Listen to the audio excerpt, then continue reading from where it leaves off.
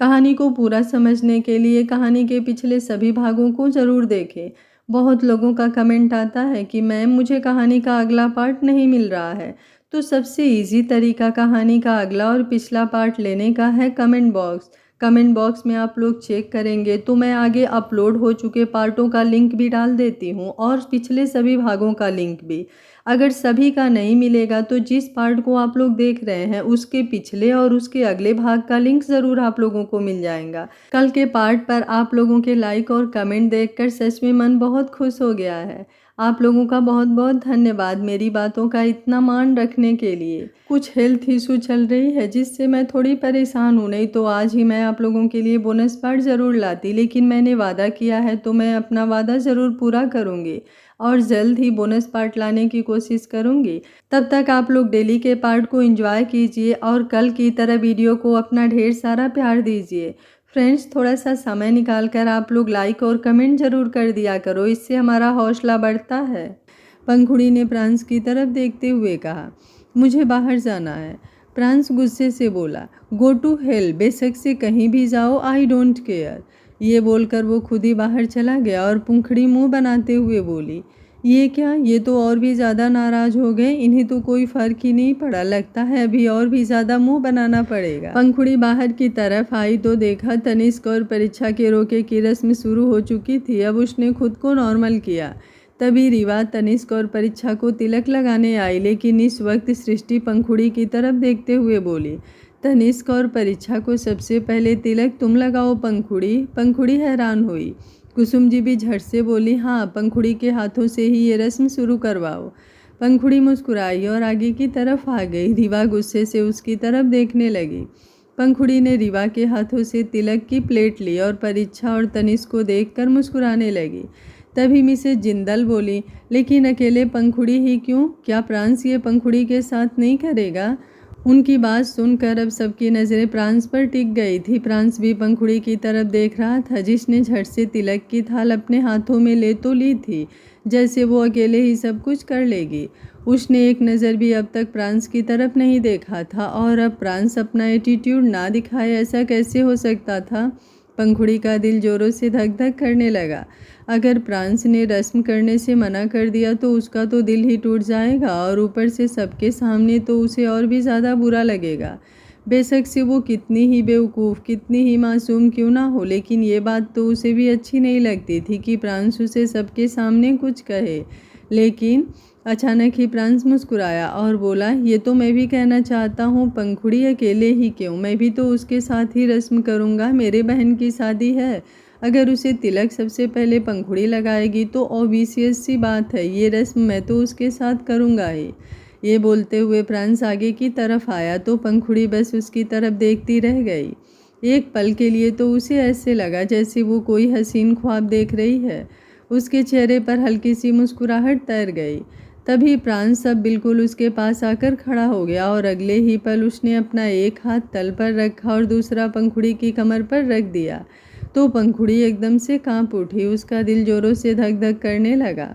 वहीं रीवा की नज़रें पंखुड़ी और प्रांस पर ही थी और प्रांस का हाथ पंखुड़ी की कमर पर देखकर उसे एक अलग ही जलन महसूस हो रही थी। उसे अपनी मॉम पर गुस्सा आ रहा था, जिन्होंने प्रांस और पंखुड़ी को ये रस्म एक साथ करने के लिए कहा। पंखुड़ी ने नज़रें उठाकर प्रांस की तरफ देखा और बोली, शुक्रिया। प्रांस बिना किसी एक्सप्रेशन के बोला, तुम्हारे लिए कुछ भी नहीं कर रहा हूँ, मेरी बहन है परीक्षा और उसके लिए मैं कुछ भी कर सकता हूँ। ये बोलते हुए उसका चेहरा एकदम सख्त था और आवाज़ गहरी भी थी और धीमी भी। पंखुड़ी का दिल जो खुशी से नाच रहा था वो एकदम से नाचना बंद कर गया और उसने मुंह बनाते हुए प्रांस की तरफ देखा। प्रांस तुरंत बोला, बेशक से अपना मुंह परमानेंट टेढ़ा करवा लो, मुझे फ़र्क नहीं पड़ेगा, आप चुपचाप तिलक पर ध्यान दो, वरना ये रस्म मैं अकेले कर दूंगा। उसकी बात पर पंखुड़ी ने उस पर से नज़रें हटाई और परीक्षा की तरफ देखा। वो मुस्कुराई। बेशक से उसकी अपनी ज़िंदगी में इस वक्त क्या कुछ नहीं चल रहा था, लेकिन परीक्षा के लिए वो बहुत खुश थी। उसने परीक्षा को तिलक लगाया और फिर सामने रखा हुआ शगुन उसे देने लगी। वहीं पर एक ज्वेलरी का बॉक्स था, उसने परीक्षा को पहनाया और वहीं एक और बॉक्स भी था जिसमें तनिष्क के लिए डायमंड चेन थी। उसने जैसे ही उस चैन को निकाला, प्रांस ने तुरंत उसके हाथों से वो चैन ली और तनिष्क को पहना दी। पंखुड़ी तनिष्क को हाथ लगाई, ये वो बर्दाश्त भी कैसे कर सकता था, लेकिन पंखुड़ी को लगा शायद प्रांस ने गुस्से में उससे वो चैन ली है। कुछ ही देर में सब ने एक एक कर परीक्षा और तनिष्क को शगुन दिया और फिर मिसेस जिंदल ने कुसुम जी के साथ शादी की सारी बातें कर ली। तनिष्क और परीक्षा मुस्कुराते हुए एक दूसरे की तरफ देख रहे थे और पक्ति भी अब उनके पास आकर बैठ गई थी। तनिष्क परीक्षा को पंक्ति से इंट्रोड्यूस करवा रहा था। इतना वो रीवा और मिसेस जिंदल से अटैच्ड नहीं था जितना वो पक्ति से अटैच्ड था। शायद ये इसलिए क्योंकि वो उसकी रियल सिस्टर थी और पक्ति मासूम ही इतनी थी कि अगर कोई उसका सगा ना भी हो तो भी वो पक्ति के साथ एक गहरा रिश्ता बना ले। परीक्षा और पक्ति भी धीरे धीरे आपस में बातें कर रहे थे। कुछ ही देर में तनिष्क फैमिली वहाँ से जाने लगी, लेकिन जाते जाते अचानक से रीवा रुकी और प्रांस की तरफ देखने लगी। प्रांस के साथ ही पंखुड़ी खड़ी थी जो उसे प्यार भरी नज़रों से देख रही थी। पता नहीं वो दिन में उसके पास खड़ी खड़ी कौन से ख्वाब देख रही थी जो उस पर से अपनी नज़रें हटा नहीं पा रही थी। वहीं प्रांस जानता था कि पंखुड़ी उसे देख रही है, लेकिन फिर भी वो उसे कोई रिएक्शन नहीं दे रहा था। तभी रीवा प्रांस के बिल्कुल करीब आई और बोली, वैसे आपके साथ बिजनेस करके तो हमेशा ही अच्छा लगता है मिस्टर राणा, अब तो हमारे पर्सनल रिलेशन भी बन गए हैं। आपके साथ रिश्ता जोड़कर भी काफ़ी अच्छा लगा मुझे। आई होप आइंदा भी ये रिश्ता ऐसे ही रहेगा। उसकी बात पर प्रांस हल्का सा मुस्कुराया और बोला, रिश्ता आपसे नहीं तनिष्क से जुड़ा है। बस तनिष्क आपसे जुड़ा है तो कहीं ना कहीं एक रिश्ता है, पर इसका मतलब ये नहीं कि इस रिश्ते से प्रोफेशनल रिश्ते पर कोई फ़र्क पड़ेगा। उसकी बात पर रीवा ने कुछ नहीं कहा, बस एक नज़र पंखुड़ी को देखा और मुस्कुराते हुए बोली, ये तो वक्त बताएगा मिस्टर राणा कि हम दोनों का रिश्ता आगे चलकर कैसा होगा। कुछ रिश्ते यूं ही जुड़ जाते हैं लेकिन फिर बेहद खास हो जाते हैं। खैर चलती हूँ मैं अब।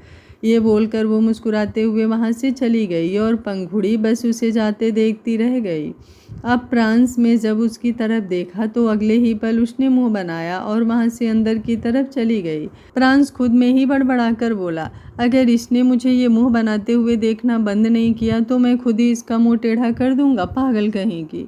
बोलते हुए उसके चेहरे पर इरिटेशन भरे एक्सप्रेशन थे। सबके जाने के बाद हर कोई वापस अपने काम में लग गया था। प्रलय अपने स्टडी रूम में चला गया था। शाम हो चुकी थी तो कोई ऑफिस जाने वाला नहीं था। बस अब घर पर ही हर कोई अपना अपना काम कर रहा था। प्रांस अपने रूम में था और उसकी नज़रें बार बार दरवाजे पर जा रही थी जहाँ से उसे पंखुड़ी के आने का इंतज़ार था। लेकिन उसे अपने रूम में बैठे बैठे लगभग से 3-4 घंटे हो गए थे, पर अभी तक पंखुड़ी एक बार भी रूम में नहीं आई थी। वहीं पंखुड़ी ने नीचे डिनर बनाने में सबकी हेल्प की और फिर सृष्टि उसकी तरफ देखते हुए बोली, जाओ तुम जाकर प्रांस को डिनर के लिए बुला लो। पंखुड़ी झट से बोली, मैं नहीं जाऊंगी सासू माँ, आप किसी सर्वेंट को भेज दीजिए। सृष्टि ने हैरानी से पूछा, क्यों, तुम्हें क्या हुआ? पंखुड़ी ने कोई जवाब नहीं दिया, बस अपना चेहरा झुका लिया। सृष्टि समझ गई थी कि शायद उन दोनों के बीच फिर से किसी चीज़ को लेकर बहस हो गई थी। वो अपना माथा पीटते हुए बोली, पता नहीं तुम दोनों टॉम जेरी की तरह लड़ना कब बंद करोगे। ये बोलकर उसने मुंह बनाया और एक सर्वेंट को डिनर के लिए भेजा। अभी तक वो प्रांस के पास कोई एक्सक्यूज नहीं था नीचे आने का, लेकिन अब जैसे ही सर्वेंट उसे ऊपर बुलाने आई तो वो उसे बहाने को कैसे छोड़ सकता था। वो तुरंत सीढ़ियाँ उतरकर नीचे आया और अगले ही पल अब नीचे आकर उसकी नज़रें पंखुड़ी को ढूंढने लगी थी, जो उसे सामने ही नज़र आई, जिसने साड़ी का पल्लू अपनी कमर में फंसाया हुआ था और काम में लगी हुई थी। उसे यूं देखकर प्रांस का गला सूखने लगा। पंखुड़ी का पेट जो साफ दिखाई दे रहा था, उसे देखते हुए प्रांस की नज़रों में एक अलग ही मधोसी छाने लगी थी। तभी उसकी नज़र अपने आसपास गई, जहाँ पर प्रलय और आश्रय सामने की तरफ बैठे कुछ काम कर रहे थे। उनके हाथों में एक फाइल थी और वो आपस में ही बातों में लगे हुए थे। प्रांस तुरंत अपनी जगह से उठा। सर्वेंट उसके रास्ते में आई और बोली, आपको कुछ चाहिए क्या प्रांस बाबा, मुझे बता दीजिए, मैं आपको। प्रांस तुरंत बोला, नहीं मुझे पानी लेना है, पर मैं अपने आप ले लूँगा। ये बोलकर वो उस सर्वेंट को क्रॉस करते हुए आगे किचन की तरफ बढ़ गया, जहाँ दरवाजे पर ही पंखुड़ी खड़ी थी और रागिनी से कुछ बात कर रही थी।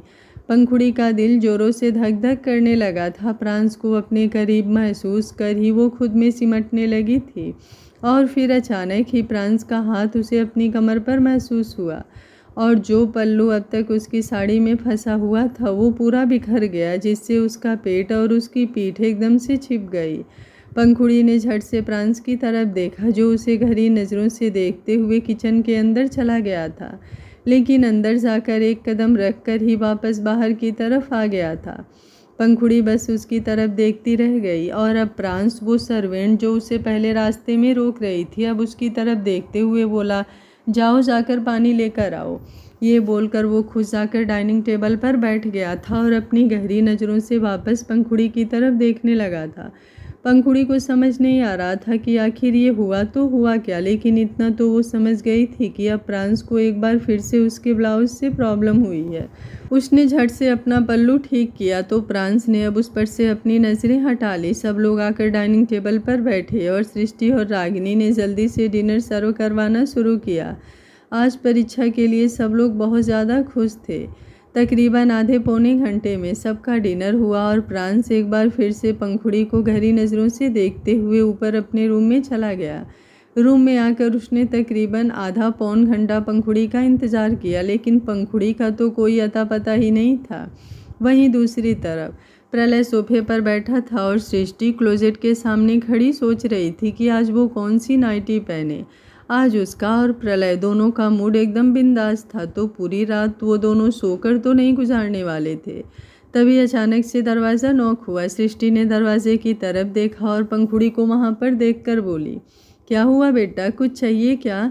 अगले ही पल पंखुड़ी अंदर की तरफ आई और सृष्टि के बेड की तरफ बढ़ते हुए बोली, आज मैं आपके साथ सोऊंगी सासू माँ। उसकी बात पर सृष्टि हैरान रह गई। एक पल के लिए उसे ऐसा लगा जैसे उसने कुछ गलत सुन लिया। वो झट से बोली, क्या क्या कहा तुमने अभी? वो बोल ही रही थी कि पंखुड़ी उसके बेड पर आराम से लेट गई। प्रलय जो अपने फ़ोन पर कुछ काम कर रहा था, वो भी हैरानी से पंखुड़ी की तरफ देखता ही रह गया। पंखुड़ी एक बार फिर से बोली, माफ़ कर दीजिए ना सासू माँ, मैं जानती हूँ आपको अजीब लगेगा, लेकिन मैं नहीं सोऊंगी आपके उस कड़वे करेले के साथ, मुझे तो आपके साथ सोना है। सृष्टि तुरंत पंखुड़ी के सामने आई और बोली, ये तुम क्या बोल रही हो बेटा, तुम यहाँ पर कैसे सो सकती हो? पंखुड़ी झट से बोली, क्यों, मैं आपकी बेटी नहीं हूँ क्या? आपने तो कहा था कि मैं आपकी बेटी हूँ, तो फिर अब आप मुझे अपने साथ क्यों नहीं सुला सकती? शायद आपको ससुर जी से डर लग रहा होगा, लेकिन डरने की बात नहीं है सासू माँ, ससुर जी से मैं बात कर लेती हूँ। ये बोलकर अब पंखुड़ी ने प्रलय की तरफ देखा। प्रलय एकदम से हक्का बक्का रह गया।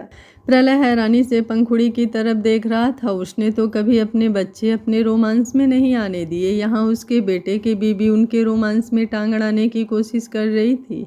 वो उसकी तरफ देखते हुए ही बोला, ये तुम क्या बोल रही हो बेटा?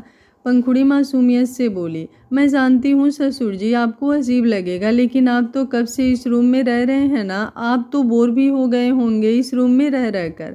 अब थोड़ा टाइम मुझे भी इस रूम में रह लेने दीजिए ना, मैं सासू माँ के साथ सो जाया करूँगी। आप सासू माँ की फिक्र मत करना, मैं हूँ इनके साथ। उसकी बात सुनकर सृष्टि तुरंत बोली, ऐसे कैसे फिक्र ना करे, वो मेरे पति हैं, मेरी फिक्र तो उन्हें करनी पड़ेगी। अगर वो मेरी फिक्र नहीं करेंगे तो मैं जान ले लूँगी उनकी। ये बोलते हुए वो गुस्से से प्रलय को देख रही थी।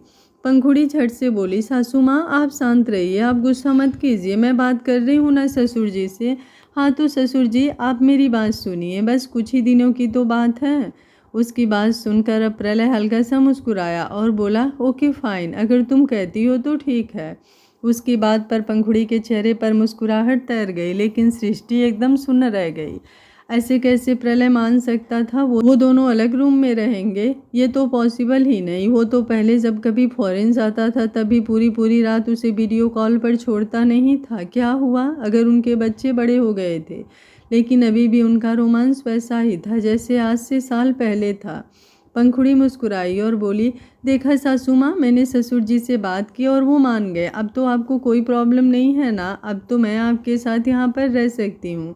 मैं एक काम करूँगी, मैं कल उनके ऑफिस जाने के बाद जल्दी से अपने सारे कपड़े यहीं पर लाकर रख दूँगी और बाकी सारा सामान भी ले आऊँगी। ये बोलते हुए उसके चेहरे पर एक्साइटमेंट नज़र आ रही थी, लेकिन अगले ही पल उसने मुँह बनाया और बोली, पर मैं उनके साथ बिल्कुल भी नहीं रहूँगी, एकदम खट्टा नींबू। सृष्टि पंखुड़ी की बात सुनकर उसकी तरफ देखती रह गई। तभी उसकी नज़र प्रलय पर गई, जो अपने फ़ोन पर एक मैसेज टाइप कर रहा था। अगले ही पल वो समझ गई कि प्रलय के दिमाग में क्या चल रहा है। वहीं प्रलय अपने फ़ोन पर मैसेज टाइप करते हुए लिख रहा था, अगर तुम्हें अपनी शादीशुदा ज़िंदगी में प्रॉब्लम आ रही है तो अपनी प्रॉब्लम अपने पास रखो ना, मेरी ज़िंदगी की ऐसी तैसी क्यों कर रहे हो। चुपचाप अपनी बीबी को यहाँ से लेकर जाओ, वरना प्रलय राणा का प्रलय आने पर है। ये लिखकर उसने मैसेज सेंड कर दिया। और किसे किया है वो तो सृष्टि उसके एक्सप्रेशन से ही समझ सकती थी। उसके चेहरे पर हल्की सी मुस्कुराहट आ गई। वहीं पंखुड़ी प्रलय की तरफ देखते हुए बोली, अब आप यहाँ से जा सकते हैं ससुर जी। ये बोलकर अब उसने सृष्टि की तरफ देखा और बोली, आप भी आ जाइए सासू माँ, सोने का वक्त हो गया है। अगर आप वक्त पर नहीं सोएंगे तो फिर आपके आइज़ के नीचे डार्क सर्कल्स हो जाएंगे। ये बोलकर वो वापस बिस्तर पर लेटने लगी। तभी उसकी नज़र दरवाजे पर खड़े प्रांस पर गई, जो गुस्से से उसे घूर रहा था। वो अगले ही पल अंदर आया। एक नज़र उसने प्रलय को देखा और फिर एक नज़र सृष्टि को। अगले ही पल वो पंखुड़ी के बिल्कुल करीब आया और गुस्से से बोला, तुम यहाँ क्या कर रही हो। पंखुड़ी जो अब तक जुबान चला रही थी, लेकिन अब प्रांस को अपने सामने देखकर ही उसकी जुबान लड़खड़ाने लगी। वो झट से बोली, वो मैं प्रांस एक बार फिर से बोला, जवाब दो मुझे, तुम यहाँ क्या कर रही हो। पंखुड़ी अब थोड़ी हिम्मत कर फुर्ती से बोली, क्योंकि मुझे सासू माँ के साथ रहना है, मुझे उन्हीं के साथ सोना है। आज से मैं यहीं पर रहूँगी।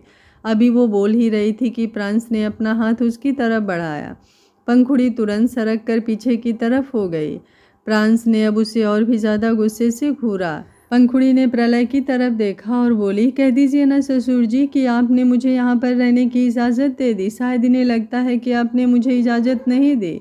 प्रांस दांत पीसते हुए बोला, तुम मेरे साथ चल रही हो या नहीं। पंखुड़ी झट से बोली, मैं आपके साथ नहीं जाऊंगी। आपको पता है सासू माँ, वो ना मुझे यहाँ से लेकर जाएंगे और फिर मुझे रूम में जाकर बहुत सुनाएंगे। आपको पता नहीं है, वो मुझ पर बहुत गुस्सा करते हैं। इतना ज़्यादा गुस्सा तो किसी को भी नहीं आता जितना आपके बेटे को आता है। और मुझे समझ में नहीं आ रहा है कि इन्हें मेरे यहाँ सोने से प्रॉब्लम क्या है। कम से कम मैं यहाँ पर बेड पर तो आपके साथ सोऊंगी, वरना वो तो आपको पता है मुझे सोफे पर लिटा देते हैं। कहते हैं कि मैं सोफे पर सोऊं। अब आप बताइए भला, मैं इतनी बड़ी सोफ़ा छोटा सा, क्या मैं वहाँ पर एडजस्ट हो सकती हूँ। सृष्टि और प्रलय मुँह दबाकर हंसने लगे थे। प्रांस जिस तरह से पंखुड़ी को अपनी तरफ खींचने की कोशिश कर रहा था और पंखुड़ी दूर भाग रही थी, ऐसा लग रहा था जैसे कोई बच्चा स्कूल जाने से मना कर रहा हो और उसके माँ बाप उसे ज़बरदस्ती स्कूल भेज रहे हों। प्रांस ने प्रलय और सृष्टि की तरफ देखा और उन्हें हंसते हुए देखकर उसका गुस्सा और भी ज़्यादा बढ़ गया। अब उसने वापस पंखुड़ी की तरफ देखा और उसे ज़बरदस्ती खींचने लगा। तभी पंखुड़ी एकदम से बोली, मैं वो नाइटी वाली बात तो भूल ही गई। इसके आगे वो कुछ बोलती उससे पहले ही प्रांस ने बिल्कुल घुटनों के बल बेड पर बैठकर उसके ऊपर झुकते हुए उसके चेहरे को दबाया और गुस्से में बोला, अब अगर तुमने एक लफ्ज़ भी और कहा ना तो मैं सच बता रहा हूँ, मैं छोड़ूंगा नहीं तुम्हें। उसकी धमकी सुनकर पंखुड़ी एकदम से सुन्न हो गई। वो अब प्रांस की तरफ देखती रही तो प्रांस ने अब उसके चेहरे से अपना हाथ हटाया और अगले ही पल उसे अपनी गोद में उठाकर सीधा वहाँ से ले गया। पंखुड़ी उसकी तरफ देखते हुए बोली, सुनिए, प्लीज़ माफ़ कर दीजिए ना, आइंदा मैं ऐसी गलती नहीं करूँगी। मैं कहीं नहीं जाऊँगी, सासू माँ के कमरे में भी नहीं जाऊँगी।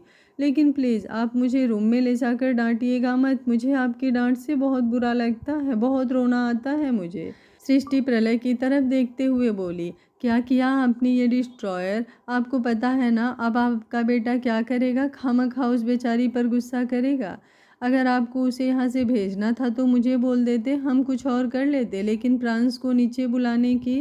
प्रलय उसकी बात बीच में ही काट कर बोला, कोई मेरे रोमांस में टांग अड़ाए और मैं चुपचाप देखता रहा हूँ। जिसकी बीबी है वो संभाले, मैं अपनी बीबी से दूर क्यों रहूँ भला। ये बोलते हुए वो सोफे से उठा और सृष्टि के करीब आ गया। उसने सृष्टि की कमर पर अपना हाथ रखकर उसे अपनी तरफ खींच लिया। सृष्टि पंखुड़ी की फिक्र सताते हुए बोली, वो तो ठीक है, लेकिन मुझे उसकी फिक्र हो रही है। आप जानते नहीं हैं अपने बेटे को कितना खड़ूस है वो। प्रलय झट से बोला, तुम भी तो खड़ूस थी, मेरा प्यार एक्सेप्ट नहीं कर रही थी, लेकिन मैंने तुम्हें अपना बना लिया ना। देखना पंखुड़ी भी तुम्हारे लिटिल वर्जन को मना ही लेगी। उसकी बात सुनकर सृष्टि घूरते हुए उसे देखने लगी और प्रलय अब जल्दी से उसे अपनी गोद में उठाकर बिस्तर पर ले गया। वहीं प्रांस पंखुड़ी को लेकर रूम के अंदर आया। पंखुड़ी उसकी गोद में सिमटी हुई उसके चेहरे की तरफ देखते हुए बोली, सुनिए, आप सुन रहे हैं या नहीं, मैं आपको कुछ बोल रही हूँ। ये बोलते हुए वो एकदम से चुप हो गई और फिर दर्द से करा उठी, क्योंकि प्रांस ने उसे सीधा बेड पर पटका और उसकी कमर में ज़ोरों से दर्द हुआ। वो जल्दी से बोली, इतना ज़ोर से पटकना ज़रूरी था क्या? आपको पता है मेरी कमर में दर्द हो रहा है। प्रांस गुस्से से बोला, शुक्र करो मैंने सिर्फ तुम्हें बिस्तर पर पटका है, वरना तुमने जो हरकत की है ना, उसके बाद 1 मिनट नहीं लगाऊंगा मैं तुम्हें सीधा घर से बाहर फेंकने में। पंखुड़ी झट से बोली, लेकिन मैंने क्या किया? मैंने तो कुछ नहीं किया। आप ही बोल रहे थे कि मैं जितना मर्जी मुँह बनाऊँ और आपको मेरे साथ नहीं रहना। तो फिर अब नाराज़ होकर दूसरे कमरे में चली गई, तो आप मुझे मनाने क्यों आ गए? ये बोलते हुए अब वो अपना अलग ही राह पलापने लगी थी। प्रांस तुरंत बोला, मैं तुम्हें मनाने कब आया? पंखुड़ी हल्का सा मुस्कुराई और बोली, रहने दीजिए, मुझे पता चल गया। अब आप मेरे बिना नहीं रह सकते ना, इसलिए मुझे ढूंढते हुए आप सीधा सासू माँ के रूम में आ गए ना।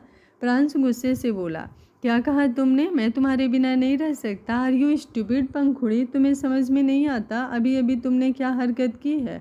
तुम ऐसे कैसे मेरे मॉम डैड के रूम में रहने जा सकती हो? तुम्हारा रूम ये है।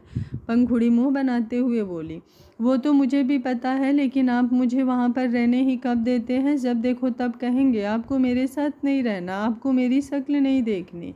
मैं जाकर सोफे पर सो जाऊँ, आपको मुझ में इंटरेस्ट नहीं है। और तो और, आप तो किसी और की भी बातें करते हैं। ये बोलते हुए उसने अपना चेहरा दूसरी तरफ घुमा लिया। उसकी आंखों में नमी तैर गई। उसकी बातें सुनकर प्रांस ने उसे गहरी नज़रों से देखा।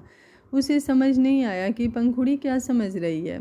वो झट से बोला, देखो, ऐसा नहीं है कि मुझे किसी और में इंटरेस्ट है, बस मुझे शादी और इन सब चीज़ों में कोई इंटरेस्ट नहीं है, बेशक से फिर वो तुम हो या फिर कोई भी। समझ में आई तुम्हें बात? और आइंदा अगर तुम कभी मेरे मॉम डैड के रूम में भी गई ना, तो मैं बता रहा हूँ तुम्हें, तुम बहुत पछताओगे। पंखुड़ी रोते हुए बोली, तो ठीक है, मैं कल अपने घर चली जाऊँगी। प्रांस हैरान रह गया। अब उसने बड़ी बड़ी आंखों से पंखुड़ी को देखा और बोला, क्या कहा तुमने? कहाँ चली जाओगी कल तुम? पंखुड़ी ने बोल तो दिया था, लेकिन अब दोबारा वही बात बोलने की उसकी हिम्मत नहीं हो रही थी। प्रांस गुस्से से बोला, बता रहा ज़रा, अभी अभी क्या कहा था तुमने?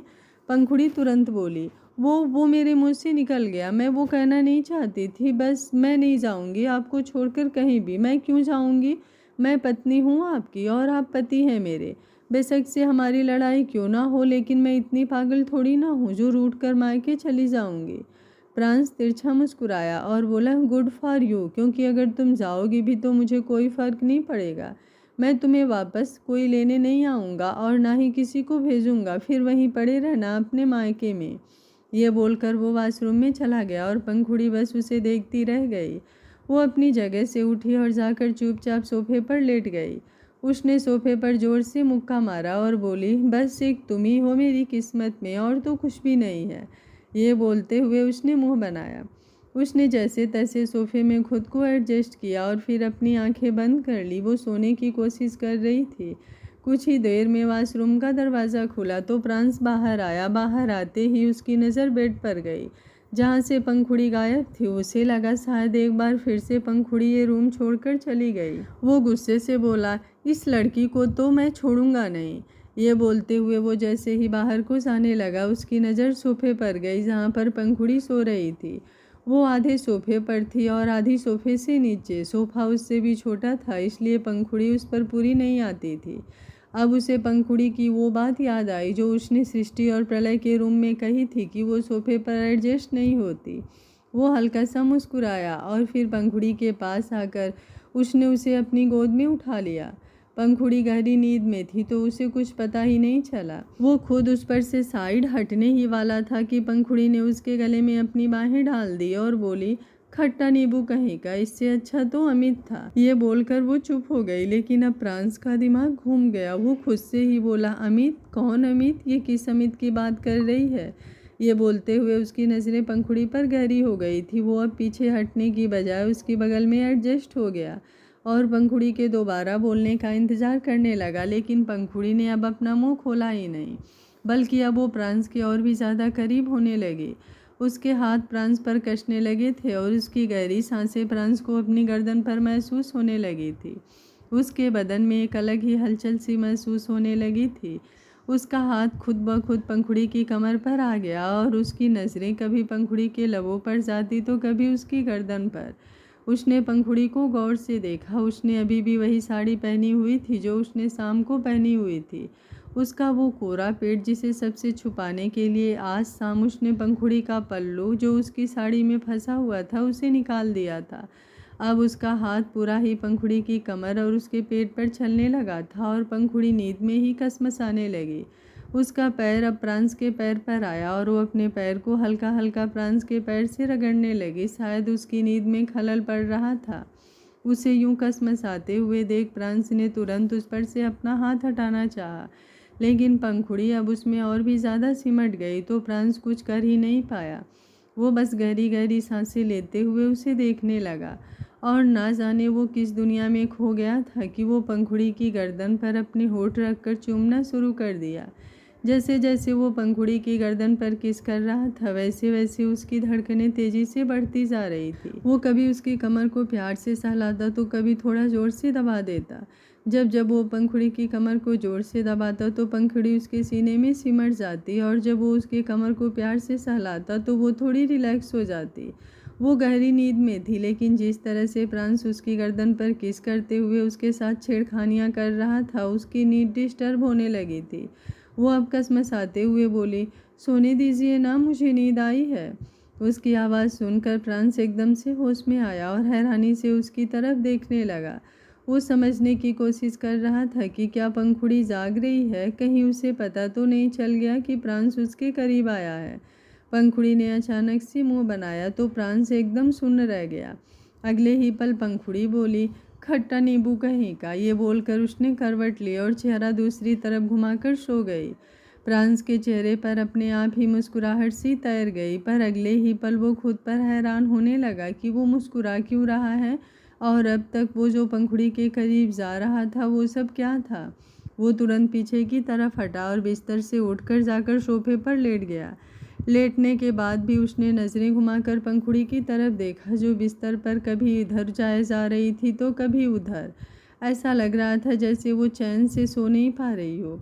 कुछ है जो उसे परेशान कर रहा है। एक गहरी सांस लेकर प्रांस अपनी जगह से उठा और वापस से पंखुड़ी के पास आ गया।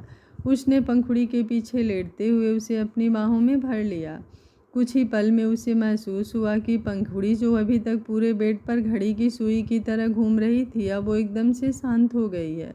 अब उसने भी अपनी आंखें बंद की और कुछ ही देर में वो गहरी नींद में चला गया। सुबह का वक्त। जिंदल हाउस। पकती सीढ़ियाँ उतरते हुए नीचे की तरफ आई और आकर डाइनिंग टेबल पर बैठ गई। अभी उसे कॉलेज जाना था। रीवा सामने हेड चेयर पर बैठी थी और दूसरी हेड चेयर पर तनिष्क था। मिसेस जिंदल भी वहीं पर मौजूद थी। वो तनिष्क की तरफ देखते हुए बोली, कल रात तुम्हारी शादी तो फाइनल हो गई, रिश्ता भी पक्का हो गया, लेकिन अभी तुमने लेन देन की बात की या नहीं? तनिष्क जो अपना ब्रेकफास्ट कर रहा था उसकी बात सुनकर एकदम से हैरान हो गया। वो तुरंत बोला, ये आप किस लेन देन की बात कर रही हैं? मिसेस जिंदल भी जल्दी से बोली, अरे तुम तो ऐसे बात कर रहे हो जैसे तुम्हें नहीं पता। लेन देन से हमारा मतलब दहेज से है। अब परीक्षा इस घर में शादी करके अकेले थोड़ी ना आएगी, कुछ तो वो दहेज लेकर आएगी। तो क्या डिमांड सोची है तुमने? मैंने सुना है राणा एम्पायर की कई फैक्ट्रीज हैं। एक आधी फैक्ट्री तो तुमने पसंद कर ली होगी, या फिर कोई स्टोर। सुना है क्लॉथिंग स्टोर भी उनके काफ़ी अच्छे चल रहे हैं। तनिष्क झट से बोला, स्टॉप इट मॉम, मेरे दिमाग में ऐसा कुछ भी नहीं है। मैं परीक्षा से प्यार करता हूँ और परीक्षा से शादी करना चाहता हूँ, और हम दोनों के प्यार और शादी में ये लेन देन जैसी चीज़ कहाँ से आ गई? मुझे सिर्फ और सिर्फ परीक्षा से मतलब है और किसी चीज़ से नहीं। मैं अपनी बीवी इस घर में लाऊंगा, कोई प्रॉपर्टी या फिर कोई बिजनेस डील नहीं कर रहा हूँ मैं, जो मैं अपना फ़ायदा देखूँ। मिसेस जिंदल गुस्से से बोली, मतलब क्या है तुम्हारा कि हम बिना दहेज के उस लड़की को इस घर में ले आए? वो राणा खानदान की लड़की है। अरे अगर वो अपनी लड़की को कुछ दे देंगे तो? उनकी बात पूरी होती उससे पहले ही रीवा बोली, आप क्या बात कर रही हैं मॉम? मुझे तो समझ में नहीं आ रहा कि आप ऐसी बातें कर भी कैसे सकती हैं। आप अपने बेटे की कीमत लगा रही हैं क्या, जो आपको शादी में दहेज चाहिए? तनिष्क और परीक्षा की शादी में ऐसा कुछ नहीं होगा। मेरा भाई कोई चीज़ नहीं है जिसकी कीमत लगेगी। उसकी बात सुनकर मिसेस जिंदल हैरान थी, क्योंकि अभी कुछ दिन पहले ही उनकी इस टॉपिक पर बात हुई थी। तब तो रीवा ने भी कहा था कि राणा परिवार तो दहेज भी अपने खानदान, अपने रुतबे और अपने नाम के हिसाब से देगा। तब तो उन्होंने प्रॉपर्टी पर भी डिस्कशन किया था कि उन्हें कौन सी प्रॉपर्टी की डिमांड करनी है, और अब रीवा अचानक से ही बदल गई। तनिष्क रीवा की तरफ देखते हुए बोला, थैंक यू रीवा मुझे समझने के लिए, और प्लीज़ तुम मॉम को भी अच्छे से समझा देना। अगर उन्होंने ऐसी कोई बात राणा फैमिली के सामने कर दी तो बहुत ज़्यादा एम्बैरेसिंग हो जाएगा। ये बोलकर वो अपनी जगह से उठा और वहाँ से चला गया। तनिष्क के जाने के बाद मिसेस जिंदल गुस्से से रीवा की तरफ देखते हुए बोली, तुमने अभी अभी क्या कहा कि तुम्हें कुछ नहीं चाहिए? तुम्हें अपने भाई की कीमत नहीं लगानी? Oh really? क्या मैं नहीं जानती तुम्हें क्या चाहिए और क्या नहीं? मिसेस जिंदल की बात सुनकर रीवा मुस्कुराई और बोली, मैं तो बहुत अच्छी तरह से जानती हूँ मॉम, लेकिन आप नहीं जानती कि मुझे क्या चाहिए। खैर वो मुझे फ़िलहाल आपको तो नहीं, लेकिन किसी और को ज़रूर बताना है। ये बोलते हुए उसकी नज़र पक्ति पर गई, जो चुपचाप अपना ब्रेकफास्ट कर रही थी। वो सब बातें सुन रही थी, लेकिन बड़ों के बीच बोलना उसे अलाउड नहीं था, और ना ही उसे दुनियादारी की कोई समझ थी, तो वो बस चुपचाप ही रहती। ऐसा लगता था जैसे ना उसके कान हैं और ना ही उसकी ज़ुबान। पर अब रीवा की नज़रें खुद पर देखकर उसके चेहरे पर परेशानी झलकने लगी। रीवा अपनी जगह से उठी और उसकी तरफ तिरछी नज़रों से देखकर बोली, मुझे मेरे स्टडी रूम में मिलो। ये बोलकर वो तुरंत वहाँ से चली गई और पक्ति की जैसे सांस हलक में अटक गई। मिसेस जिंदल भी हैरान थे कि आखिर ये हुआ तो हुआ क्या। रीवा तो पक्ति से बात करना भी अपने स्टैंडर्ड के खिलाफ समझती थी। पक्ति बेशक से जिंदल खानदान की बेटी थी, लेकिन उसकी औकात वहाँ पर एक सर्वेंट से ज़्यादा नहीं थी। बस एक तनिष्क था जो उससे बहुत प्यार करता था, और तनिष्क के सामने पक्ति से कुछ नहीं कहा जाता था, लेकिन अकेले में उसे वो बातें कही जाती थी जो शायद किसी के लिए सुनना भी उसकी बर्दाश्त से बाहर हो। पक्ति मिसेस जिंदल की तरफ देखते हुए बोली, मुझे रीवा दीदी ने अपने स्टडी रूम में क्यों बुलाया है मॉम? उसकी बात पर मिसेस जिंदल गुस्से से बोली, अब ये भी मैं ही तुम्हें बताऊं? अगर तुम कहो तो जाकर मैं ही उसकी बात सुन लूं। तुम्हारी जगह कॉलेज भी मैं चली जाऊंगी और तुम्हारा बाकी सारा काम भी मैं ही देख लूंगी। उनकी बात सुनते हुए पक्ति ने अपना चेहरा झुका लिया, और अब मिसेस जिंदल अपनी जगह से उठी और गुस्से से मुंह बनाते हुए वहां से चली गई। पक्ति का चेहरा अब और भी ज़्यादा मायूस हो गया था, और उसकी आंखों में नमी तैर गई। वो बिना ब्रेकफास्ट पूरा किए ही अपनी जगह से उठी और सीधा रीवा के स्टडी रूम में गई। वो जाकर रीवा के सामने खड़ी हुई, जो सोफे पर किसी क्वीन की तरह बैठी थी। उसने अपने पैर सामने टेबल पर रखे हुए थे। वो उसकी तरफ देखते हुए बोली, सुना है आजकल तुम्हारा पढ़ाई पर बिल्कुल भी कंसंट्रेशन नहीं है। तुम्हारा मन नहीं लग रहा है क्या कॉलेज में? पक्ति जल्दी से बोली, ऐसा ऐसा तो बिल्कुल भी नहीं है रीवा दीदी, मैं तो पूरे मन से पढ़ रही हूँ, तभी तो पूरे कॉलेज में सबसे टॉप रैंक आया है मेरा। आप जाकर कॉलेज में मेरे बारे में पूछ सकती हैं। रीवा मुस्कुराई और बोली, मुझे किसी से कुछ पूछने की ज़रूरत नहीं है, पर अब तुम मेरी बात ध्यान से सुनो। शादी के बारे में क्या ख्याल है तुम्हारा? उसकी बात पर पंक्ति हैरान हुई और झट से बोली, मैं कुछ समझी नहीं दीदी। रीवा तिरछा मुस्कुराई और बोली, एक तो तुम्हें कुछ समझ में नहीं आता, पता नहीं मासूम हो या बेवकूफ़। खैर जल्दी ही अब तनिष्क की शादी के फंक्शन शुरू होने वाले हैं, इसलिए तुम कॉलेज से ऑफ ले लेना। पहले दिवाली और फिर शादी की वजह से कॉलेज नहीं जा पाओगी तुम्हारी पढ़ाई का तो लॉस होगा, लेकिन इतना पढ़कर भी क्या करोगी? चलो जाओ, अब जाओ कॉलेज। उसकी बात पर पक्ति हैरान हुई। उसे समझ नहीं आ रहा था कि आखिर रीवा उससे कहना क्या चाहती थी। वो चुपचाप दरवाजे की तरफ घूम गई और वहां से चली गई। उसका यूं चलना रीवा के चेहरे पर तिरछी मुस्कुराहट ला गया। वो चेहरे पर इविल एक्सप्रेशंस लिए बोली, कितनी मासूम हो तुम, लेकिन इतनी मासूमियत भी किस काम की, या फिर इस मासूमियत से कोई काम लिया जा सकता है? ये बोलते हुए उसकी वो तिरछी मुस्कुराहट और भी ज़्यादा लंबी हो गई थी। वहीं दूसरी तरफ राणा मेंशन पंखुड़ी की नींद खुली और अपनी आंखें मसलते हुए वो अपनी जगह पर उठकर बैठी। जैसे ही उसे रियलाइज़ हुआ कि वो सोफे पर नहीं बेड पर है, वो एकदम से चौंक गई। अगले ही पल उसकी नज़र सामने क्लोजेट के पास खड़े प्रांस पर गई। प्रांस ने भी उसी वक्त पलटकर उसकी तरफ देखा। पंखुड़ी ने तुरंत अपनी गर्दन पर अपनी उंगलियां रखी और चिकोटी काटते हुए बोली, मम्मी कसम, मैं खुद से यहाँ पर नहीं आई हूँ। मुझे नहीं पता मैं रात को यहाँ कैसे आ गई। मैं तो सोफे पर ही सोई थी। मेरा यकीन कीजिए, मैं झूठ नहीं बोल रही हूँ। उसकी बात पर प्रांस कुछ पल उसे देखता रहा और फिर हल्की सी तिरछी मुस्कुराहट के साथ बिल्कुल उसके सामने आकर खड़ा हुआ और बोला, मैं कैसे यकीन करूं तुम पर? मैं तो कल रात सो गया था। उसके बाद तुम मेरे बेड पर आई क्यों, कैसे और कब, ये मुझे क्या पता होगा? वैसे इरादे क्या थे तुम्हारे? आई मीन कल मॉम डैड के सामने भी तुम बड़ी जुबान चला रही थी ना अपनी, कि मैं तुम्हें सोफे पर सुलाता हूँ, बिस्तर पर सोने नहीं देता। एक बात बताओ, बिस्तर पर मेरे साथ सोकर तुम्हें करना क्या है? उसकी बात पर पंखुड़ी झट से बोली, आप प्लीज़ मेरा यकीन कीजिए, मैं झूठ नहीं बोल रही हूँ। मैं भला झूठ क्यों बोलूँगी? मैं सच में कल रात सोफे पर सोई थी। आपने देखा भी होगा जब आप वॉशरूम गए थे। लेकिन फिर मैं यहाँ कैसे आई मुझे खुद समझ नहीं आ रहा। प्लीज़ इसे गलत मत समझिए। आप जो बात बोल रहे हैं वो बिल्कुल भी नहीं है। प्रांस गहरे एक्सप्रेशन के साथ बोला, लेकिन मैं कैसे यकीन करूँ? पंखुड़ी ने बस चुपचाप उसकी तरफ देखा। अब उसे खुद नहीं पता था कि वो प्रांस को कैसे यकीन दिलाए। तभी प्रांस उसकी तरफ देखते हुए बोला, मुझे तुम्हारे बारे में कुछ पता चला है। अब मैं तुमसे एक सवाल करूँगा। अगर तुमने उस सवाल का जवाब वही दिया जो मुझे तुम्हारे बारे में पता चला है, तो मैं तुम्हारी बात पर यकीन कर लूँगा। पंखुड़ी उसकी बात सुनकर उसकी तरफ देखती रह गई। उसके पास और ऑप्शन भी नहीं था, इसलिए उसने अपना सर हाँ में हिलाया और बोली, ठीक है पूछिए। ये बोलते हुए वो हद से ज़्यादा मासूम लग रही थी। प्रांस उसे गहरी नज़रों से देखते हुए बोला, क्या तुम अमित के साथ कभी घूमने गई थी? पंखुड़ी उसके सवाल पर चौंक गई। वो झट से बोली, कौन अमित? प्रांस अपनी आईब्रो हल्के से ऊपर की तरफ उठाकर बोला, क्या तुम्हें नहीं पता कौन अमित? पंखुड़ी ने अपना चेहरा नामे हिलाया और बोली, मैं किसी अमित को नहीं जानती। प्रांस गुस्से से बोला, झूठ मत बोलो, मुझे सब कुछ पता चल चुका है। बेहतर होगा तुम मुझे खुद से सब सच बता दो। पंखुड़ी तुरंत बिस्तर से उठी और उसके पास आकर उसका हाथ पकड़कर बोली, सुनिए, मुझे आपकी कसम, मैं सच में किसी अमित को नहीं जानती। मुझे क्या पता कौन अमित, और मैं उसके साथ घूमने क्यों जाऊंगी? जी आप मेरा यकीन कीजिए, मेरा आपके अलावा और कोई नहीं है। मैंने तो कभी किसी लड़के को नज़र उठाकर भी नहीं देखा। किसी के साथ घूमने क्या जाऊंगी? आप प्लीज़ ऐसा मत कहिए ना। पता नहीं आपको किसने मेरे बारे में क्या क्या बोला है। आप मुझे उस इंसान का नाम बताइए।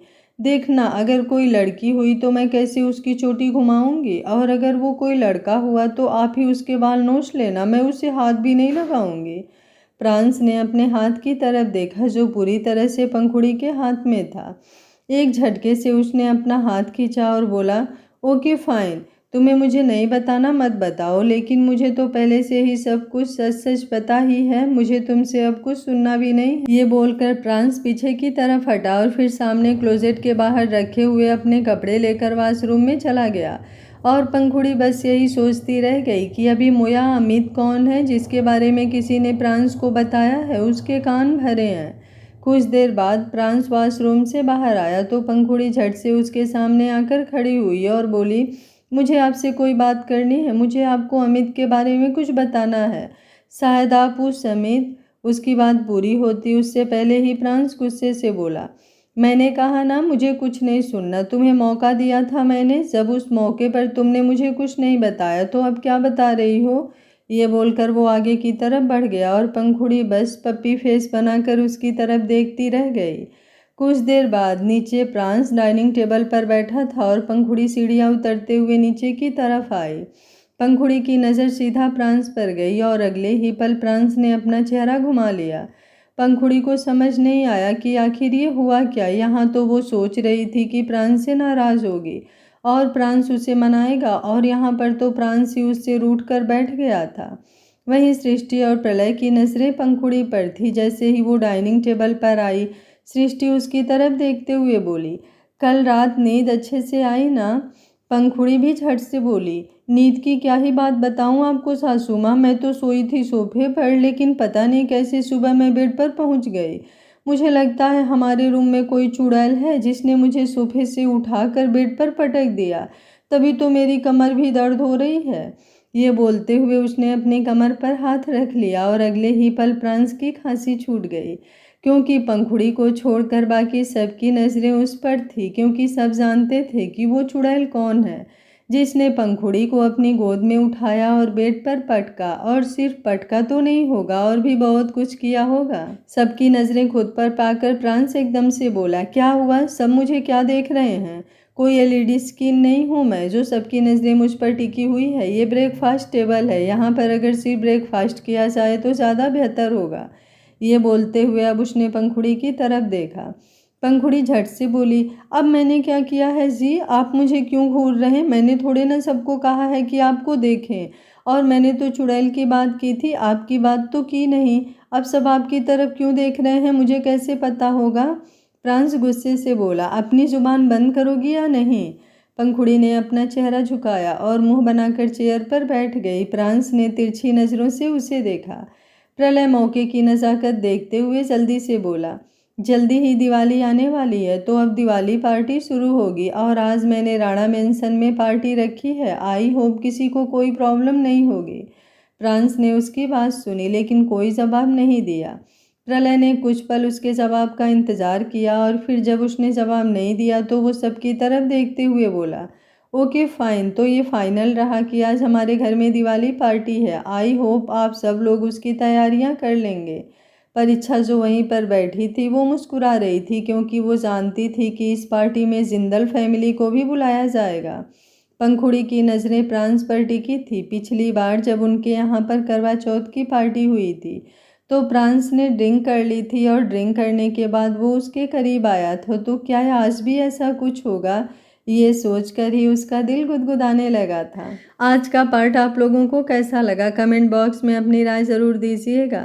उम्मीद करती हूँ कहानी को आप लोग एंजॉय कर रहे होंगे। कहानी पसंद आ रही है तो वीडियो को लाइक, शेयर एंड चैनल को सब्सक्राइब कर लीजिएगा। Thank you for watching. मिलते हैं कहानी के अगले भाग में।